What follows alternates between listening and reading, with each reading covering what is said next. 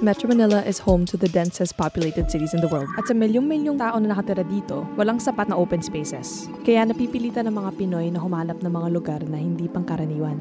At dahil dyan, napansin ko na ang daming dumadalaw sa Heritage Memorial Park. Nung dumalaw ako doon, daladala ko yung camera ko at napansin ng isang mag-asawa. May nag-aaya sa akin mag-picture. Video po ginagawa ko eh. Aliana. June. Hello po. Jane, pati June. Bakit dito po kayo sa Heritage Park? Wala po bang mga ibang park na pwede puntahan? Wala na ako ibang nakita kung dito. Talagang magandang tambayan dito. Subukan mo pumunta dito ng araw ng Sunday. 4 to 5 o'clock, makikita mo. Daming tao. Dami, mga traffic enforcement Basta nandyan. makakakuha talaga ng Opo. love. Actually, sobrang importante din yung, yung sa mga sagot nyo.